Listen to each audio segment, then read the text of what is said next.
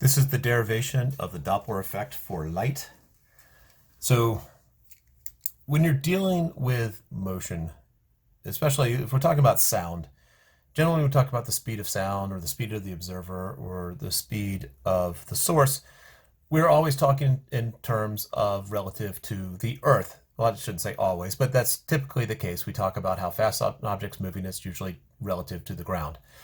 But when you're dealing with outer space or dealing with relativistic effects, that really doesn't necessarily make sense.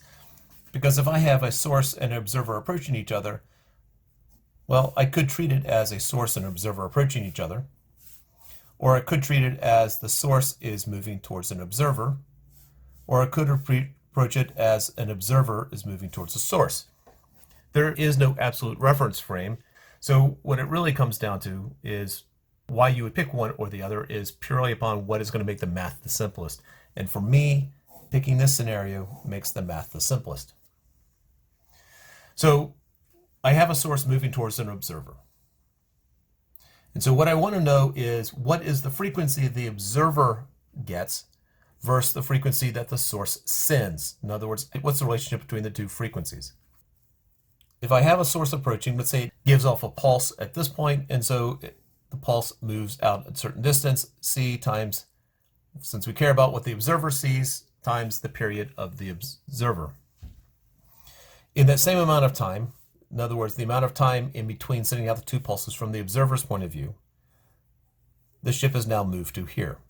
So this will be the speed v times t sub o, where v is the speed of the source with respect to the observer.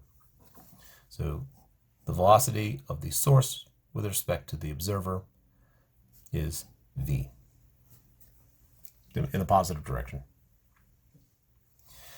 So this distance right here, the distance between the two wave crests, is going to be the wavelength that the observer senses.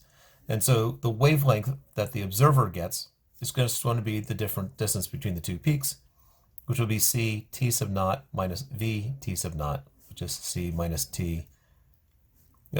v times t sub o for observer.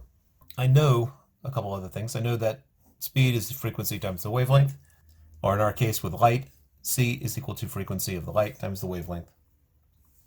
I know that, therefore, the frequency that the observer senses is going to be the speed of light over the wavelength of the observer. And one other thing I hear is that I know frequency is 1 over the period, which will come in handy later. And gamma is 1 over the square root of 1 minus v squared over c squared. From this right here, I know the frequency that the observer is getting is going to be c divided by this. So c divided by c minus v t sub o. One thing that is different, the major difference between dealing with sound and light, despite certain traditions in developing and deriving the formulas, one of the big differences is that the time is not the same between the observer and the source. And so we need to relate the two. Well, the observer is stationary and the source is coming towards it. So I know that the time in the observer frame is equal to gamma times time in the source frame. So this becomes c over c minus v times 1 over gamma t sub s. I know t sub s is the reciprocal of f sub s, so this becomes c over c minus v times 1 over gamma times the square root of 1 minus v squared over c squared times the frequency of the source. So I now have a relationship between the frequency the observer gets and the frequency that the source sends out, and so I need to now get down to simplifying this. I know that c is the square root of c squared times square root of 1 minus v squared over c squared over c minus v times frequency of source.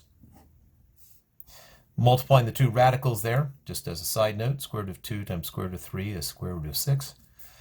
And so c times, and distribute. So this becomes f sub s, the square root of c squared minus v squared over c minus v. That is a difference of perfect squares. So this becomes f of s, square root of c minus v, c plus v over c minus v. Now, I can break that up. We'll throw in the intermediate steps. So f sub naught, or f sub o equals f sub s, square root of c minus v, square root of c plus v over c minus v.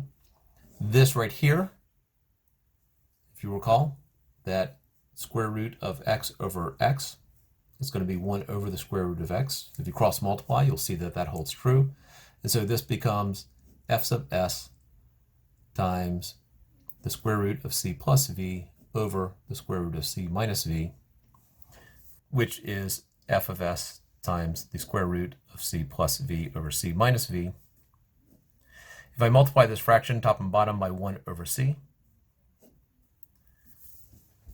then I have f sub naught is equal to f sub s times the square root of 1 plus v over c over 1 minus v over c, or in some textbooks, they'll write it as f of s times the square root of 1 plus beta over 1 minus beta.